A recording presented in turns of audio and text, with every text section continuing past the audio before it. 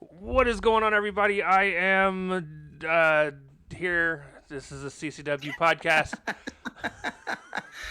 We're off the rails already. and I'm He's Nick, Nick. I'm Joe. and we're here covering WrestleMania. Talking about. We're not covering shit. Talking about Well, WrestleMania night one. we're covering it by talking about it. I would rather be playing Pragmata, but it is what it is. Me too, which is what we're going to do I after this. I mean, other than watching Mania. Okay, I love doing these videos. They're fun. But Mania, Yes. woo.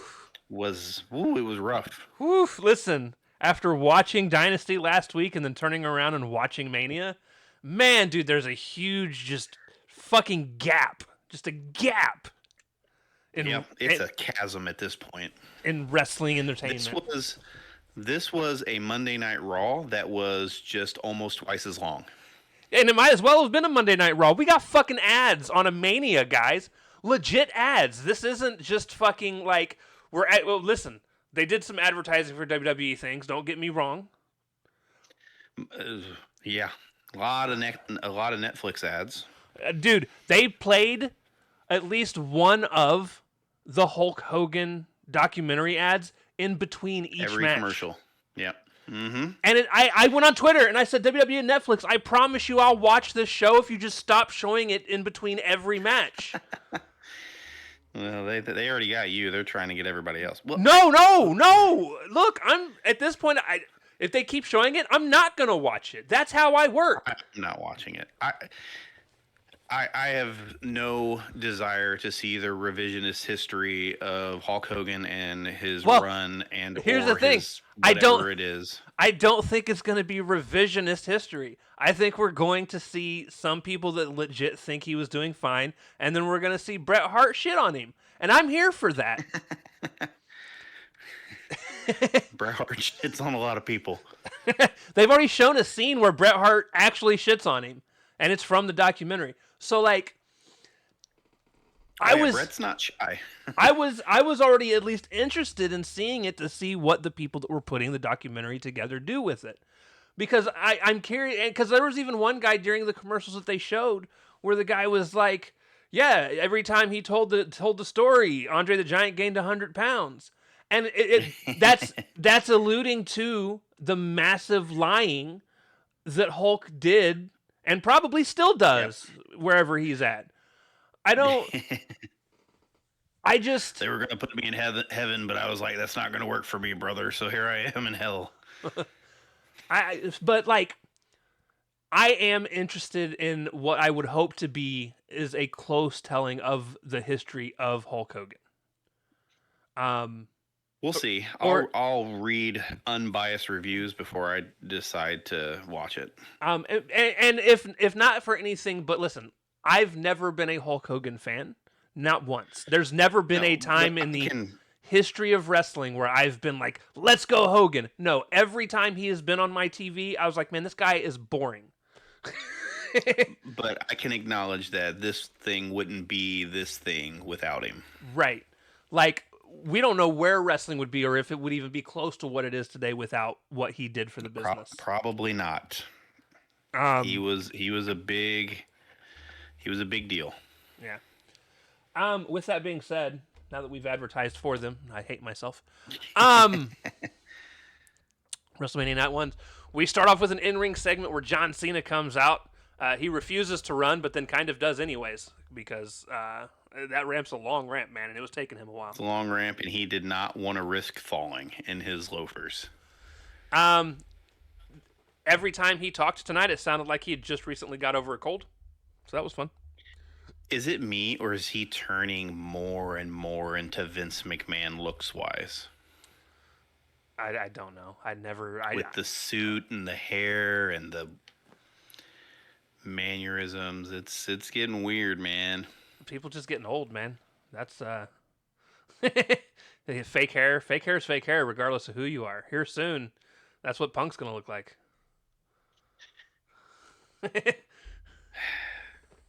Sure. Phil still got nice thick hair. Who is it that just recently as all get? Oh, MJF. MJF's the one I was looking at. He'll be the one that looks like Vince here in about 20 years, 30 years. Um, Oh man, I hope not for his sake. moving on. All So right. so yeah, match one.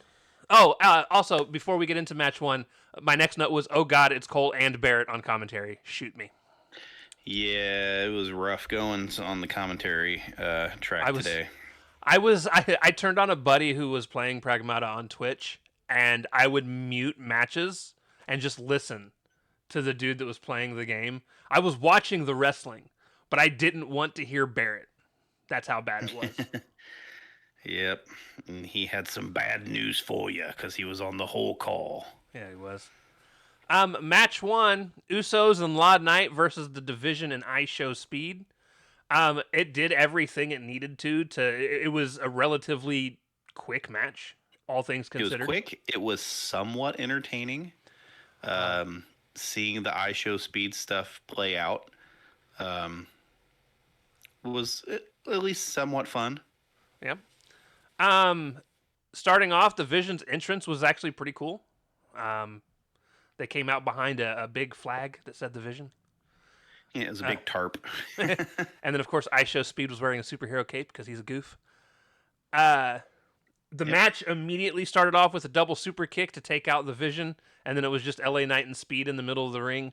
My favorite moment of this entire match was Speed putting LA Knight in a headlock, and then LA Knight just standing up, and Speed was hanging And off of walking Law around Knight. the ring with him. Yep, it was great. Um, Speed eventually did body slam Knight, and Knight stood almost up immediately and then slowly turned around and did the slow look at him, and then Speed turned around and realized he was being stared at by the dude he just body slammed, so he ran and tagged out. Yeah, he tagged Logan in. Yep. Um, at this point is when I noticed that the Usos outfit looked like they were some lettuce and tomatoes on a sandwich. Sure. Speed accidentally pushed LA Knight into Logan. Oh, the end of the match. Speed pushed Knight into Logan. Theory got mad at Speed, and at that point, Theory got pushed into Speed by Knight, and then Knight hit the BLT is what I'm going to call it since he's with lettuce and tomato. Since he's with the lettuce and tomato. On Theory, and he got himself the pin. Post match, Logan Paul attacked I Show Speed. And then he set him up on the announce table and was going to jump off.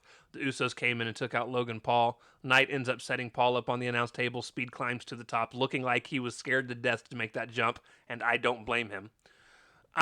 He made it perfectly, though. He twisted and lined it up perfect. It was good stuff. He jumped off and hit a splash on Paul, and Through the table. bounced Onto the table. bounced off of Paul. So Paul probably Yeah. took a pretty good brunt of that, and Yeah. did well. There's also a very terrible 1D that the Usos just completely wrecked. Oh, did I write that? Or was that? That was in the ring. I think they did it to Theory. Yeah, so they But went to it go was do rough. they went to go do the 1D, and Jay completely missed. Jay lifts him up. It's Jimmy. Oh, is it Jimmy missed. that missed? I can never remember who does Yeah. what. Yeah, well, whoever it was that grabs him out of the air missed terribly because like it was bad. It was bad. Yeah, it was rough. Um, It was fun though. It was at least fun. this, in my opinion, was the funnest match to watch of the night, and I mean that. Like, just all It's the my match of the night because Just- I don't really like anything after this.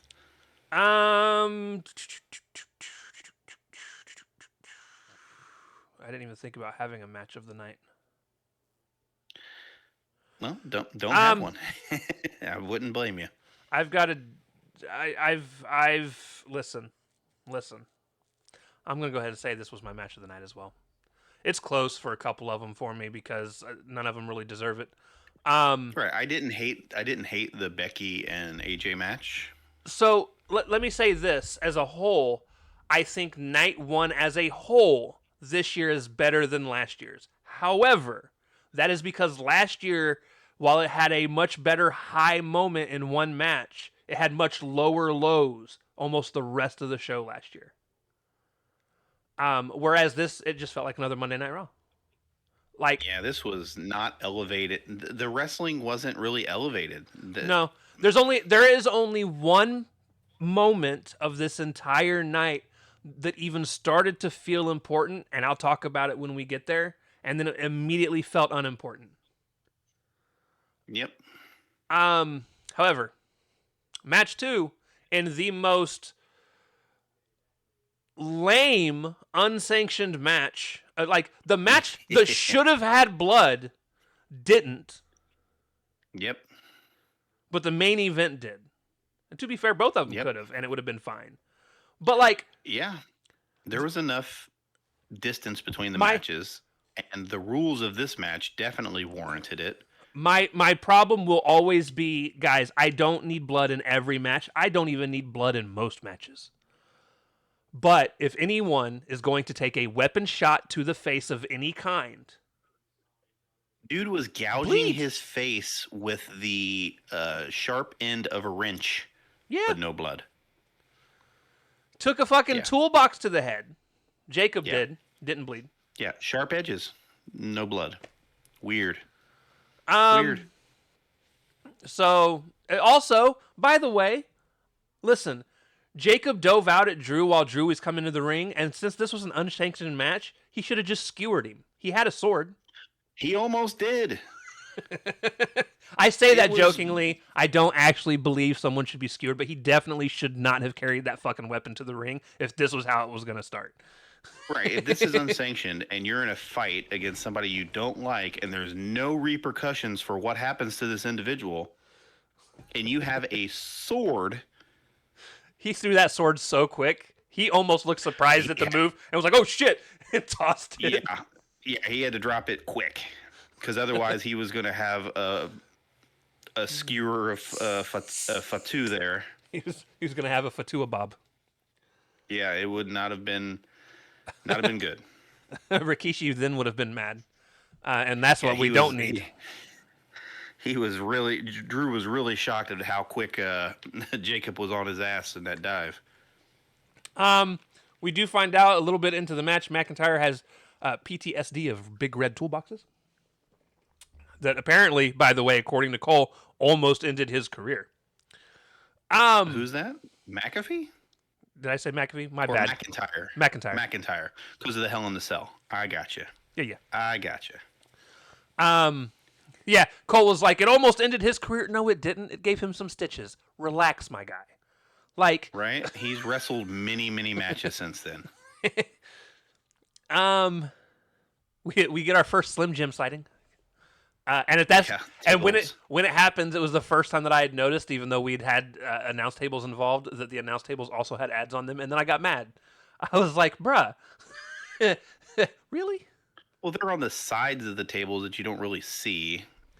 No, they were on the top. Not on the top of them. The ads were on the things that you rip off when you're clearing the table, the big circle, half circle. Oh, the hood. Yeah. The hood thing. It had a Snickers ad on one side, and at least the other side, it was 2K. I was like, well, at least they're advertising their own game. But I missed it. I didn't even notice. But I'm so numb to it because they've just splattered it in my face. They money shotted your ass unwillingly. Yeah, it was an ad money shot. So people were hit with chairs, belts, and whatnot throughout the match. Drew hit a Claymore. Jacob kicked out of it. I actually thought they were going to give him the win there for a second. I was like, well, that came out of nowhere. Nope, just a close call. Jacob ends up winning by hitting his moonsault through the table for the win. Again, it was an okay match. I will always look down on hardcore matches where people take weapons to the face and don't bleed. I don't. This isn't even a hardcore match. Even hardcore matches have like rules. This is unsanctioned where there's not supposed to be any rules. This should be the equivalent of like a Texas death match in terms of severity. Yeah. Yep. But yeah, no, nothing really happened. People will be fine. They'll be back tomorrow. And Monday. So will we, unfortunately. Match 3. WWE Women's Tag Team Championship match, and this is where the biggest surprise of the night came. Understand this. I knew Paige had been signed to the WWE. As did I. I didn't know why, other than I knew she would eventually show up. Like, a part of me was kind of like, hey, look, they still could use her to replace old girl that left on NXT because she has Raw GM experience, right? Like, because old girl left Ava. NXT. Now, Yeah. she was replaced by some dude, but I'm like, I think people would probably like Paige in that role more. Paige is like, people Totally. like Paige.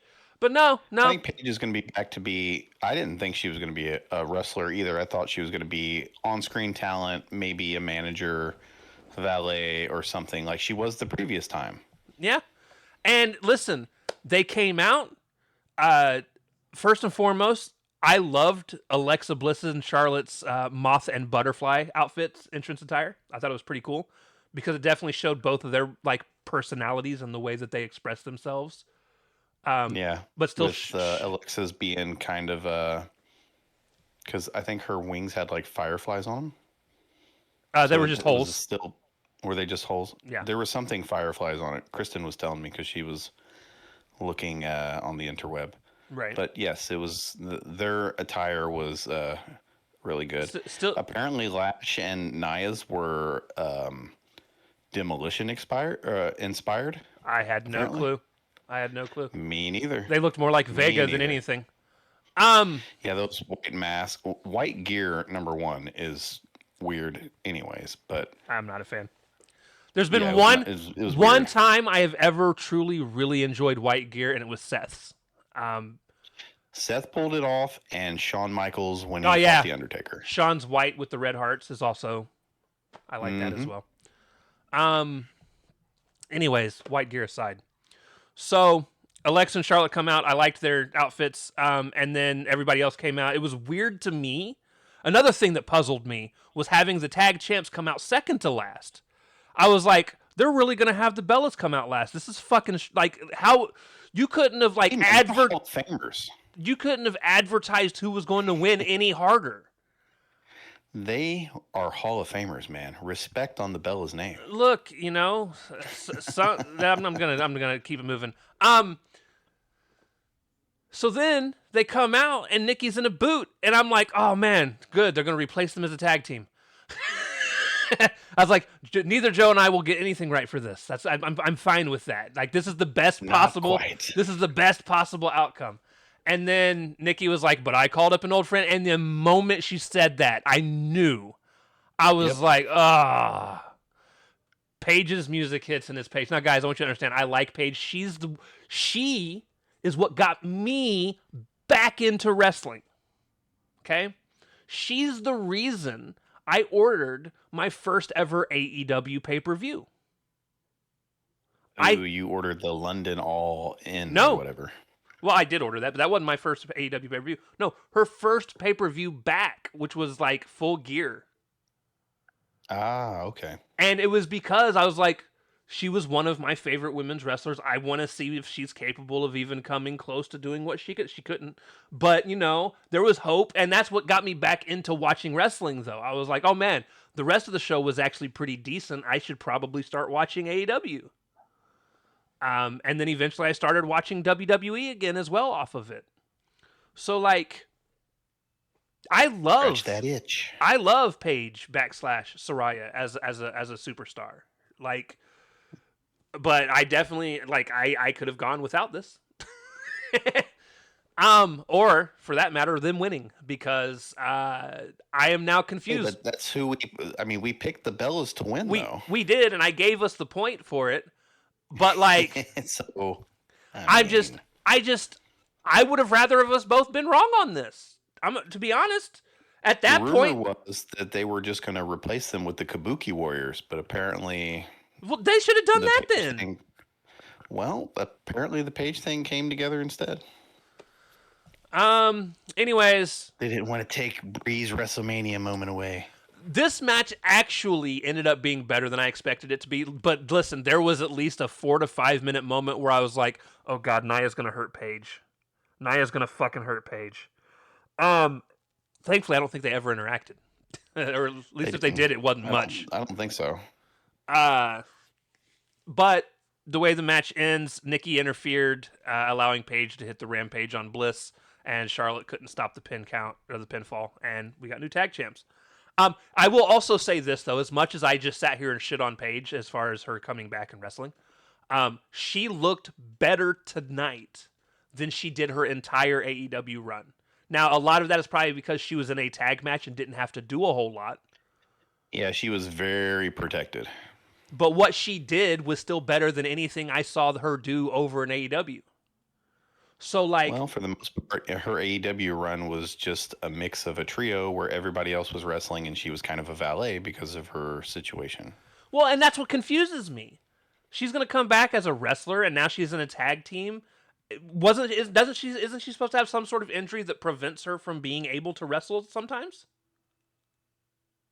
The AEW was very cautious with her because of her neck. I don't know what WWE intends to do. I mean, she obviously is cleared because otherwise they wouldn't Or let her in the ring. or is the plan for just to have her parade the title around, and then when Nikki comes back, her be like, "Well, here, it was supposed to be you to have it, take it," and then she goes and does something else. Maybe we'll see. Or maybe the Bellas just use her to get the belts, and then when Nikki's healthy, they just excommunicata her ass. Right. Match 4. My stinker of the fucking night. But this is from being a fan, not because it's a bad match, okay? Listen, as a fan, this match pissed me off, all right? I've been arguing with somebody on Twitter about it. Women's IC Championship match, AJ Lee versus Becky Lynch. I did like that Becky came out with the band that actually does her theme song. That was pretty cool. I don't think they were actually singing, though. I don't think either. They were lip singing. I do too. But it's still cool to have them there. Sure. AJ Lee had a bunch of kids come out with replica IC titles, and then there was one that did a Danhausen and ran away. It was pretty funny. It's weird that kids don't know how to skip because not all those kids knew how to skip. Right? How many? Some were just lifting their legs. Listen, I'm a guy and I still hopscotched a few times as a kid. Like, you guys should have this by now. Come on. Right, I can skip. I like skipping. I skip just unknowingly. I skip work as often as I can. I'm sorry, wrong kind of skip. So, this match did have a couple entertaining moments. I thought for sure that the ref was going to fast count to give AJ the win at one point because of the shoving match they had with each other. I was like, oh, this would be a good chance for her to fucking screw her out of this match.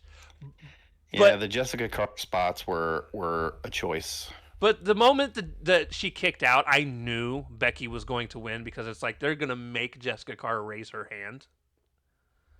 I just knew she was going to win because she was due. She had already lost like 3 matches in a row to this chick. She wasn't due. We'll get to that. I know who you're talking about. No. I'm talking about this match. I wasn't talking about Bianca. Oh. So they get into it. Eventually, Becky's able to expose the turnbuckle. She drags the referee in front of her while in said turnbuckle to get her kind of distracted and out of the way for a second. She then flings AJ into the exposed turnbuckle, hits a manhandle slam, gets the pinfall, and Becky is the new IC champion. Okay, listen. As a fan, this bothers me. Now, I did get this match wrong. That is not what bothers me. Like, winning or losing these silly fucking pick'ems, it's just for fun little goofy bragging rights, and it is not that big of a deal for me. However, as a fan of Becky Lynch, her being trapped in this IC title fucking vortex, regardless if it's what she wants to do or not, sometimes you need to save someone from themselves. Okay? Like I said to you as we were messaging back and forth, would you rather her just be getting fed to Jade Cargill? I would rather Jade Cargill be feeding people and catering. Okay? And that's exactly what you told me back. And I don't disagree, but she is what they believe the future is, at least in that brand. My problem... Yeah, but that's on a completely different show. Becky is on Raw. The other show is Trouble, blah, blah, blah, blah. Yeah. My overall problem with all of this is when people are like, yeah, she's elevating the title. Well, no, she's really not, because in order to elevate a title, you need to throw more big names at it. Don't get me wrong, AJ's a start. Like, she is a big name. But like AJ's wrestled for it as well. her going and yeah, but that wasn't a feud. It was just a quick match. Her feuds with this title were Lyra, who she like won it from Lyra, gave it back to Lyra, won it back from Lyra, had another match with Lyra, and then never lost again to Lyra. and then Lyra went away. And then there was your younger talent, and then Maxine came in, who is by far one of the worst. So Maxine comes in, and she loses it to Maxine, gets it back from Maxine, and then Maxine disappears, as she should. And then the first big name, like, by the way, none of this is elevating shit. One name doesn't elevate a title. When she went and won the NXT Women's Championship, it didn't elevate the NXT Women's Championship, because she lost it and just came back to the main show. Didn't fucking matter. If you want a title to be elevated, you need to throw a bunch of big names at it to make it feel important. Make Charlotte want to go for it. She doesn't have to win, but make her want to go for it. She can get into a little thing with Becky over this title. You could throw fucking Bianca in 12 months when she comes back at it. You could throw fucking Bayley in an actual program, not just a like 1 or 2 off. Like, the idea, if you want to elevate the title, throw a bunch of big names at it. And then when somebody's small, and if you want to do that, keep having Becky win. And then it's like, and the more Becky wins, then you can use that to finally elevate a person with the title. Whoever it is that beats her, it's like they were the ones that finally beat Becky. Yeah, and then you got to push that person to the moon. And then you can make that somebody that's smaller, a mid-carder. And then you elevate that person, and they start to become more important themselves, as well as the title, because the title had been defended and Becky had been beating all these big names. Because it's like, and then I don't understand her losing it and then her getting it back. Her losing it and then her getting it back. Her losing it and then her getting, like, that's just hot potatoing to people that don't need it. It's just stupid. I would rather Becky be involved with Liv Morgan. In the world title picture. I don't, unless you're going to actually do something worth a damn with the IC title. I didn't want the women's IC championship to fucking exist any goddamn way. Yeah. I'm not a big fan of the IC title or the US title. The women's mid-card matches, they just don't have enough top talent to fill both mid-card talents, both heavyweight talents, and the tag team division. And I still hate the fact that they're just the exact same titles as the fucking men's, just a white strap. You know what? I would have rather just bring in one mid-card title that's shared between both shows and make it the European Championship, since no one's doing that anyways. Well, it doesn't even have to be called, and it can be called something completely different. I know. I'm just saying.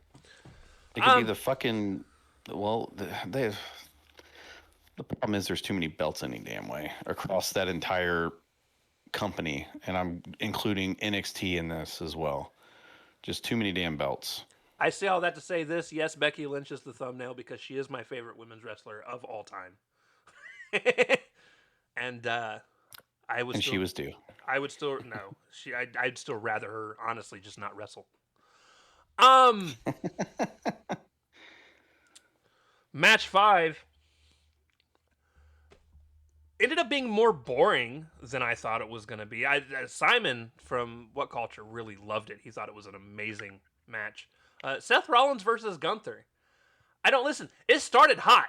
It started like the first minute and a half to 2 minutes. I was like, let's go. Because Gunther comes in, just starts whooping Seth's ass. I was hoping for a squash match. I was like, man, it'd be dope if Gunther just comes out and beats Seth in 2 minutes. Well, then it got drugged down to the mat, and all the momentum stopped. And then, after the power bombs and the cool stuff were happening, it became a submission fest. And the mat game is never going to be where my interest lies in wrestling. I would rather have a Young Buck style match over a rest hold match. So I understand at least going to some submissions because it is Gunther's finish. Right. At least it's what he's been using mostly. I get that. But you don't need long, drawn-out segments of constantly, right? You can have Right. one spot like that where he gets to the ropes and then the rest of the time he's just avoiding it until he does get it locked back in. That way you're not being drugged down and the pacing is just shit. Right. Um. So Seth came out wearing blackout contacts, which I was like, oh, he's gonna wrestle in those. That's really dope. And then they disappeared. I never saw him take them out. I might have Yeah. looked away when it happened, but then they were just He did it. gone. He must have done it very quickly because we were saying the same thing over here. They were just gone, and I was like, Yep. oh, okay, whatever works. That's fine. Gunther came in, started whooping his ass, hit him with a power bomb like immediately. Uh, they ended up fighting for a little bit on the outside of the ring, and then I was confused because they started using chairs and shit, and I was like, they're already wrestling. What the fuck is going on? And then I realized, oh, I never heard the bell ring, but they started off Yep. in the ring, so that didn't make any sense to me. Welcome to WWE. Like usually anytime someone gets jumped quickly in the ring during a WWE match or AEW for that matter, the bell rings. They It's just like ring the bell. they're Yep. fighting, ring the bell. But it never happened. Yep. So I was confused. I didn't like that. They go out and they finally ring the bell when they get back in the ring. And then there's a part where Seth goes for a curb stomp pretty early, but he waited for Gunther to almost stand completely up to do it, which is not when Seth usually does the curb stomp. And I get that it was used as, like, I get Gunther was supposed to reverse it. I get why he was almost fully standing up. But, like, Yeah, it was just terribly. It just looked one terrible. one thing WWE is usually really good at is not 100% just telegraphing exactly what's about to happen in mid match. You can usually tell how a match is going to end. Just watch wrestling for a while. But like this, like the moment I saw Gunther almost fully stand up, I was like, oh, he's just going to reverse this, and yeah, he did. Um, Gunther eventually gets pedigreed and curb stomped, and then he kicks out. And then Yep. we get a few sleeper spots where people are just putting people in sleepers. Um, at this point, they went outside the ring and then were dropping each other into the announce table, and it refused to die.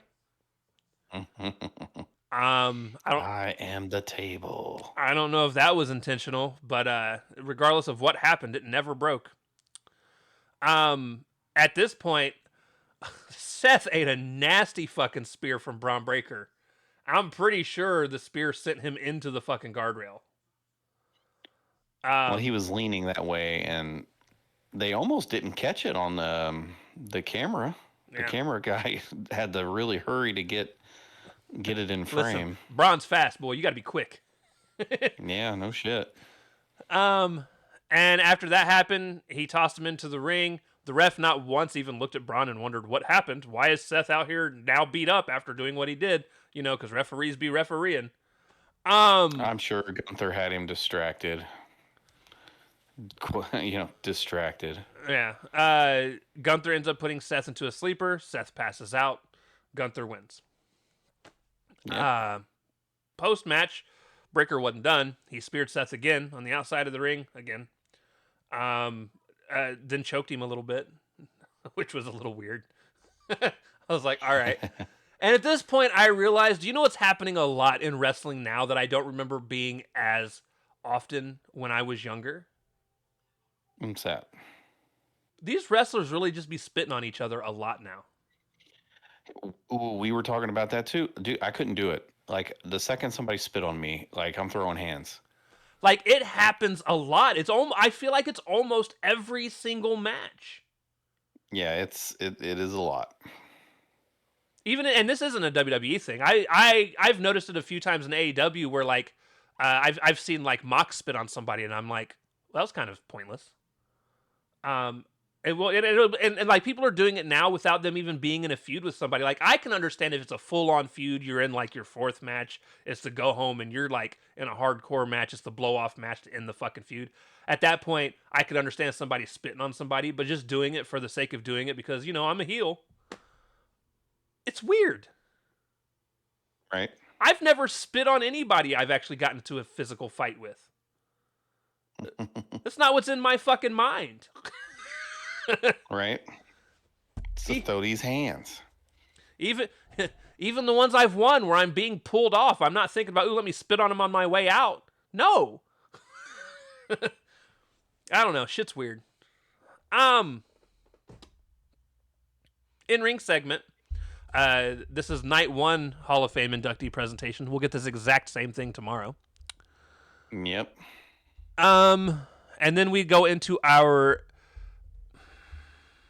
WWE Women's World Heavyweight match, championship match. Stephanie Vaquer versus Liv Morgan. This was the one I almost picked as my match of the night because I didn't think this was a bad match. It was beaten by numbers, though. My problem. So there was a lot of people hitting other people's finishers tonight as well. Steph and Liv. Stephanie hit Liv with the Oblivion early on. We have it happen again where both Cody and Randy hit each other with each other's finishers. Yeah, those were the only 2 matches, though. Was it? Unless you count Seth doing a sleeper. Yeah, well, I would because he did it in the exact same way that Gunther does it to people. Regardless, at the end of it all, Roxanne and Raquel get involved. Liv hits the Oblivion, but Vaquer kicks out. Vaquer moves during an attack and makes Liv dive out onto her friends, giving her that hope spot that, hey, she might be able to overcome the numbers and get the win. But then out of nowhere, Liv just manages to hit the Oblivion. And I was like, all right. Liv wins. Now, this was the one I was talking about where something almost felt special, right? Like, after what happened between her and Roxanne, getting knocked the fuck out, and then where their minds met.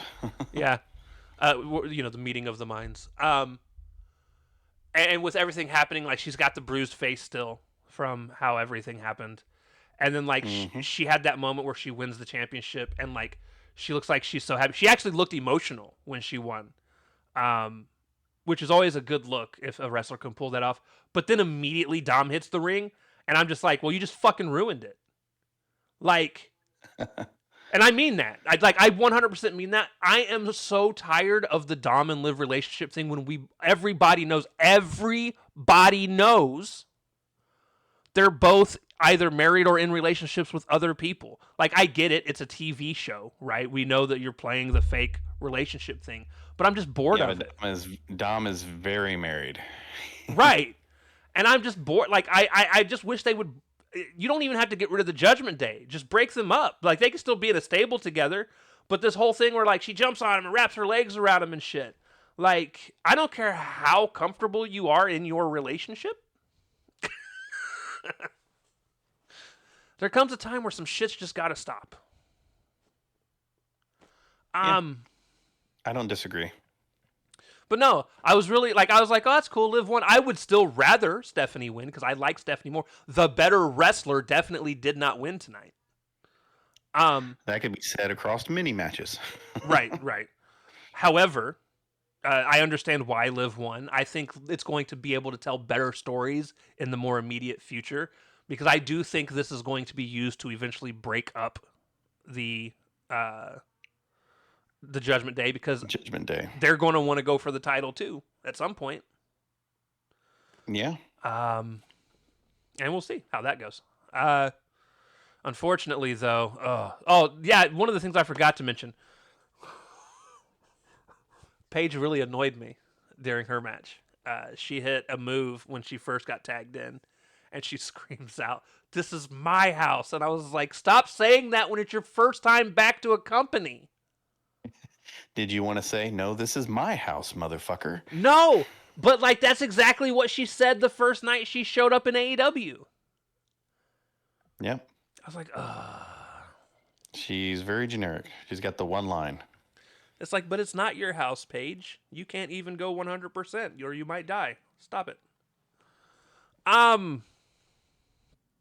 Anyways, and then so she's like, in Dom's arms, and then she's like, I'm the best women's world champion of all time. And I'm like, you aren't even in the top 5. Shut up.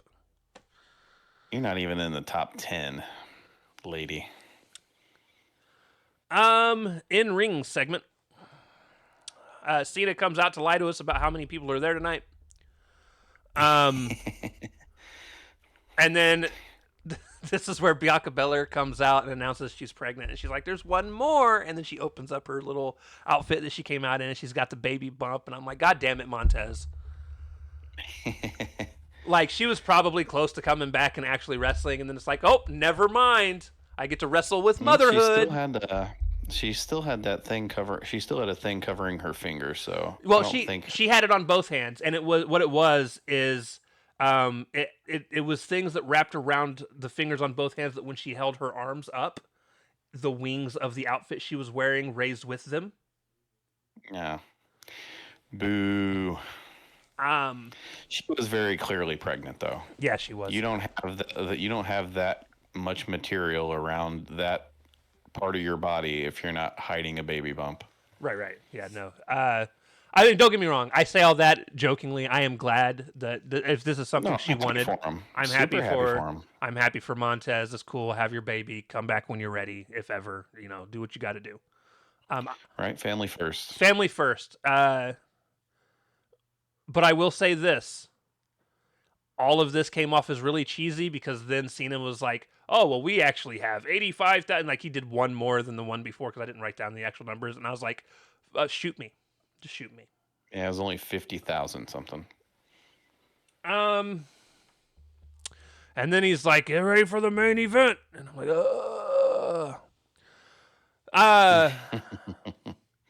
WWE Undisputed Championship match, Cody Rhodes versus Randy Orton.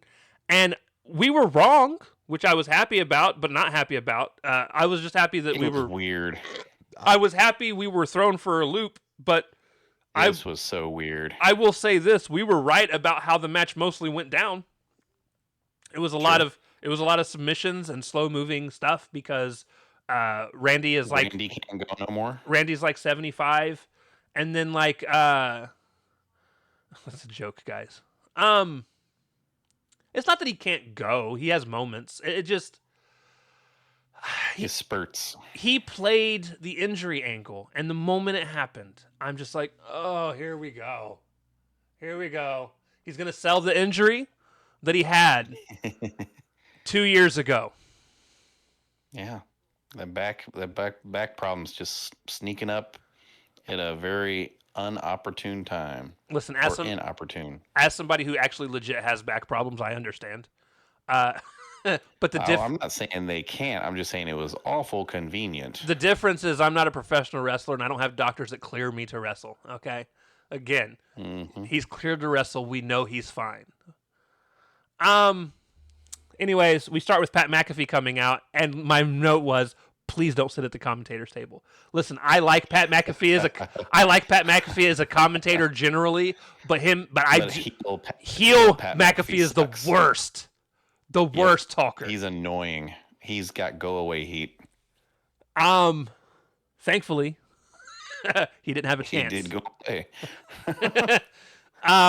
Cole called Pat McAfee a jock rider, and I laughed out loud audibly because he legit just called him a dick rider in the most PG-13 way. I was like, let's go. It's the best thing Cole's ever said. Cody's entrance is showing all the titles that he's won and all the different looks that he's had throughout his career. I actually thought it was pretty cool. And as they were doing it, they played bits and pieces of the theme music that he had. We got to hear the whoa, you're just smoking mirrors. It's my favorite Cody tune. My favorite's the one he has now. Cody Rhodes. I loved me some Dashing Cody Rhodes. Full mustache. I did not like Dashing Cody Rhodes, but I did like his theme song. My problem with Dashing Cody Rhodes is he tried to talk like he was the Phantom of the Opera, and it just didn't work. Well, that was after his face got broken and he was wearing the mask. So that's later. That's like late Dashing Cody Rhodes, where he thought he wasn't dashing anymore because he got his face smashed. Even though he looked the exact same. Yeah, he was still. Yeah, he was wearing the mask unnecessarily. More using it as a weapon than anything. Which is what heels do. Yeah. Pat McAfee and Orton try to jump Cody starting off, but Cody ends up taking them both out, which makes them both look really weak, by the way. As heels, you should have had this better thought out. Or just Randy just wanted an excuse to stand outside the ring for 20 minutes while everything else was going on. Eventually, Cody not really, but legit, like not even legit. He just beats the fuck out of McAfee. Lays him, is about to put him through a table, and then Jelly Roll just poof appeared out of fucking thin air. And I don't know how that man appears out of anything thin, because he's a big dude. Yes, he is. But the camera just panned over, and he's like, "Hey, I want to do it." And I'm like, "Where the fuck did you? Like, I jumped. You're like, where the fuck did he come from? And at that point, Jelly jumps up on the other turnbuckle, the other announce table, and he runs and jumps off. And listen, let me tell you guys right now, I don't think the table wanted to break, but it did. Yeah, it did. It broke in parts that it wasn't supposed to, because they usually just fall apart and fall. This actually broke. The wood splintered and everything, and I was like, yeah, it didn't break where it was supposed to break. You ain't stopping Jelly Roll, motherfucker. Yeah, there's no I am the table when it comes to that. I mean, he hit it though, and it looked good. It just made me laugh because that table looked like it was like, oh fuck, like the table looked like it hurt more than the fucking back of me. Then they brought out the ambulance shit to drag Pat out of there. The best thing that happened was after they finally got McAfee on the fucking stretcher and they started to wheel him out of the arena. Which was him just getting up and putting himself on the stretcher. Yeah. They start to wheel him down the ramp, and instead of him giving the thumbs up, he holds up the middle finger. It was fantastic. Yeah. I laughed out loud. It was funny. But yeah, so at that point, the match finally eventually starts. It's mostly a boring match. It is what we said it would be. Towards the end, Randy gets thumbed in the eye, at which point Orton advertently, not inadvertently, did it on purpose, RKO'd the ref. Charles Robinson eats it. He goes to kick Cody in the dick, but Cody grabs his leg and stops him, and then Cody kicks him in the dick. He goes for the corner Cody cutter, gets RKO'd out of it, which looked like shit because it meant that Cody had to overturn, meaning it was going to be impossible to even hit the Cody cutter if he wanted to. Yep. I mean, it looked good for an RKO because an RKO is always going to look good. It's so illogical the way that this came across. Yeah, why did you turn if you were going for the same thing? You literally turned to be put in a move that you should have been trying to avoid. He goes for the pin, Orton does, after hitting the RKO. And McAfee runs to the ring with a ref shirt on and a neck brace. And a neck brace. And I was like, oh, this is going to be the greatest way for... Out of everything that could happen, this is the best way they could have pulled this off and it not have been absolutely shit. Because it at least makes it funny. Yeah. And he gets down, he gets to the 2 count, and Cody kicks out. And I'm like, all right, cool. And then Pat's like, all right, get a move on him, we can end this. But then Orton RKO'd McAfee? Yep. And I was like, huh? For no reason other than to just do it. So then, yeah, he RKO's McAfee. And then as he stands up, he stares at McAfee, leaving his back turned to Cody, who just puts him in the fucking crossroads. Charles Robinson suddenly wakes up. And somehow we're supposed to believe one crossroads beats Orton? It's taken almost every other person Cody has beat for the world title. It's taken Cody like 32 fucking crossroads per match to fucking win. It's like 3. He does like the trio of them in a row. And then all of a sudden it's like, nope, just need one for Orton. Well, his back hurt, man. I don't care. Yeah. And listen. And that was it. Here's where this also confuses me. Regardless of Pat McAfee's involvement, not involvement, out of the match, in the match, whatever, there is only one. It meant nothing. There is only one person in this match that actually had a crowd reaction. And it was Orton. Every single time Orton started to get on top, that crowd started to go fucking nuts. And it's been like that for this entire feud. Well, yeah, they put McAfee with him to try to get heat on Randy because they were booing Cody, the babyface, and cheering Randy, the heel. And they knew they weren't going to turn the title over to Randy because they didn't intend to make him babyface. So they had to try to get heat on Randy. And that's why they stuck pat with him. Yeah, it didn't work because people were still loving him. No, because they just booed Pat harder. Pat McAfee is not meant to be a heel. He's a terrible heel. Mm-hmm. So yeah, this whole ending was just fucking confusing. And then post-match, Orton goes ahead and grabs the title, smashes it over Cody's face, which, by the way, brought more fan cheers. Yep. And then he booted. Yep. He punted Cody. The crowd cheered some more. And I'm just like, you missed your opportunity to just go ahead and push Cody heel. People don't want to root for him. No, Randy's not going to be there full time. So Randy, I don't know if they didn't want to put the belt on him because of that, because they're already going to have a part-time champion on Raw. Oh, after tomorrow. You don't have to put the title on him. You could have just turned Cody fucking heel. He could still win, but it at least makes the match feel like it already feels. Because people are booing Cody and cheering fucking Orton. Instead, you tried to superimpose somebody to make people dislike Orton. You didn't make anybody dislike Orton. You just made everyone dislike fucking Pat McAfee. You're not wrong.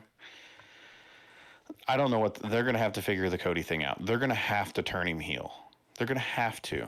Yeah, he's already being booed, and people are cheering. You either lean into it, or it gets real rough after this. Like, when Orton went to go boot Cody in the dick, the fans were kind of starting to cheer, but when he got stopped and then Cody booted him in the dick, the fans booed. Yep. And it's like, look, turn him heel. Let him be a dick. I think they need to do it against a different opponent. I think Cody needs to turn on a real babyface, not a tweener like Orton. Right. The problem is, who is that? Excuse me.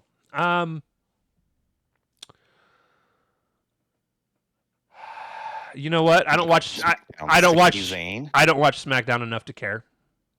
It's like Sami Zayn. Yeah, maybe. The problem with that is people are booing Sami because they don't like him. Yeah, I hope Sami loses tomorrow to Trick. I hope Trick wins just because I really like Trick, but I really like Sami as well. I will never. I don't dislike Sami Zayn. It'd be crazy to dislike Sami Zayn. I will never understand this really weird new, and it's not really new. It's been happening for a couple years. This new Sami Zayn hate trend. I don't like. People are like, it's Sammy. Like, they're calling him like Sammy Hogan. And it's like, this dude loses a lot. I don't know where the Hogan comparisons come from. He loses everywhere but Saudi Arabia. Right. And that's fine. Maybe it's the Saudi stuff. I don't know. But like, I got news for him. They may be building him up to win the belt at Saudi in the Saudi WrestleMania next year. So they better get over that shit. But I don't understand like this fan hatred towards Sammy. I don't like. Listen, if there are two people, I would love to see both leave WWE and go to AEW. And I don't say this out of Evan like Steen and Sami Zayn. Yes, or El Generico. That's actually where I was going. No. If there are two people I would love to see make the jump, it's them two, because I feel like they could premiere as a tag team. Yeah. Could you imagine those two against the Bucks? Dude, it would be amazing. Because they're all friends. KO's big time friends with the Bucks. Yeah. I just, they both have a style fit for that style of wrestling. And I KO did before the neck surgery. Who knows what he comes back what after this? it's gonna his moves aren't gonna really change. He didn't do a whole lot of like high flying shit. He just did a lot of crazy shit, right? Like nobody else is really doing the package pile driver the way that he does it. Now now His bumps he takes off of things are sketch. yeah. But the bumps he gives people are sketch too. Listen, Yeah. that first time he hit Sammy with an apron fucking power bomb was Oh, nasty. dude, wrestlers will tell you, you always hit your friends harder because you know you're not getting a receipt. You want it to look good. So you always fucking potato your friends for some reason because you're just trying to get it in there. So never be friends. That's all I'm hearing. Don't have friends in the wrestling business.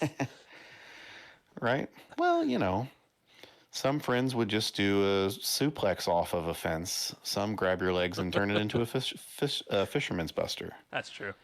Dick. You know? Hey, no, man, you were in listen, my capable hands. Listen, nothing hurt more ever. That's a lie. So both times I've actually gotten hurt with us backyard wrestling involved me being dropped on my ass. And both were by you. So Okay. the one time was not my fault. Well, one of them was not your fault, which was the one where you jumped off of a car to do your finishing move, and your leg happened to hit the weapon that was laying on the mat, and it flopped up and hit me right in the ass, on the corner of the weapon. That hurt. The one that was your fault was me when I went to go give you an X Factor, and you just pushed me off, and I completely missed any mattress and landed in the basement floor on my tailbone. So we had multiple mattresses set up. You just happened to land where there was only one mattress. No, I landed actually I landed in between them because I landed on the concrete floor. Yeah, it was in between the two that was set next to each other. So yeah, you sat out on some concrete. My fault. Yeah, but the reason it was your fault, by the way, it wasn't that you did that. It was that you did it without telling me you were going to do it. I was like, hey, I'm going to hit the X Factor. And you're like, all right. And then I went for it, and then you just pushed me off. And I was like, wee! And, and then I crawled upstairs because I couldn't stand up for a few hours.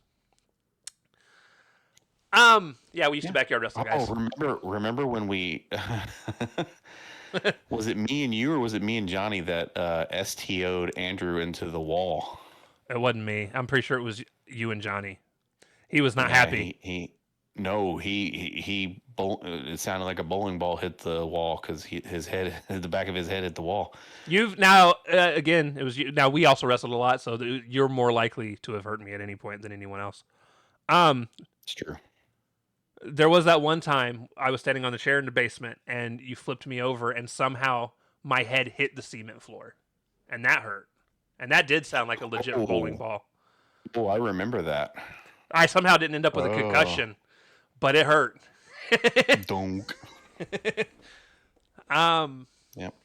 But no, and that's what friends are for. But we had a lot of good times backyard wrestling too. The only time wasn't just possible concussions and bruised tailbones. Yeah, no, like there was that one time that Sean sat on me to get the win, and that was before we started scripting our matches, and I couldn't get him off of me because he weighed about 150 pounds more than me. Yeah, we eventually started scripting them. Like, you fat motherfucker. They were just going too long. We had to establish a hierarchy. Yeah, we did. It was a lot of fun, though. It was. I'm still the world champion, so fuck all of you. Ha ha! 30-some-odd years strong. 20-some-odd years strong. Yeah, because someone didn't hear the 2 count. Well, you didn't hear the first one. You heard 2 counts. You just didn't hear the first of the 2 count. Yeah. Fun times. That was I blame Johnny for not counting out loud. I'm more mad that we didn't wrestle anymore after that. Like, we legit just... That's like the most depressing thing, and I get it. You get older, things eventually just stop. But it's like just realizing that at some point we didn't intend to stop. It just happened. That's life, man. That's life. It's like a real depressing thing. Listen, this doesn't... I say this as somebody who's like come to terms with it. I'm fine. But I have had some depressed moments over it where, like, realizing that at some point was the last time I picked my kids up and held them. They're both teenagers Sure. now, and it's not happening. My back hurts. You're both at least 100 pounds. It's not. It's not. I'm done. Um, but yeah, at some point, I just stopped picking up my kids, and I don't even remember when it stopped. It just stopped, and it's like, It's man, just the natural progression, it's man. fucked up. It's fucked up. Anyways, that was Mania night 1. We've got night 2 coming tomorrow. I have higher hopes for night 2 as a whole. I feel like there are Well, I hope so, a because couple of better matches. this night just felt like a very long Raw. It did. It did. Uh, and again, like I said, do I think night 1 as a whole was better this year than last year? Yes, but I mean that in a. It didn't get as bad as a lot of the bad got last year. It just also didn't get. The lows weren't as low. Yeah, the highs weren't as high either. This was just. It was a Monday Night Raw, but on Saturday Yep. with no commercials during the matches. Nope. So, um, yeah, Just very. It was very unspecial. very unspecial. And the one time it was almost special, Dom ruined it. So, Trouble, trouble. dude, she came out with that song, man. Yeah, oh boy, you better get used to it. You better get used to it. It's. She's full into the trouble thing, man. Well, then stay off my. She's gonna be talking about cherry lips and whatever else, what other Then- bullshits in the song. Then quit wrestling. Go do music. Get off my fucking TV. No, please don't go do music because you're not good. No, she can go do music, and then I don't have to hear her. Say it's a choice. I don't cover music anymore. I don't have to listen to her. Okay, I cover wrestling. Get that shit off my TV. It sucks. That song sucks. She'll still be in your algorithm somehow. She's still got that tie. The greatest. Listen, my favorite moment from Liv. Listen, I don't hate Liv, guys. I actually like Liv. I don't like the song. I don't like the current weird, crazy, psycho, yelly attitude she has. I didn't mind the attitude she had when she attacked Stephanie the last Monday night on Raw. I felt like that was justified, and I understood the psycho coming out then. However, my favorite thing Liv has ever done was when Rhea was still with Dom, and Liv was in the crowd, and she said, "Guys like him prefer girls like me." Basically, calling Rhea ugly. Yeah. Was a funny fucking line. Funny fucking line. Anyways, that's it. Yep. Night 1 in the books. I'm gonna go upload this and then go play some Pragmata so that I can be happy. Samesies. With that being said, we love you guys. Deuces. Later.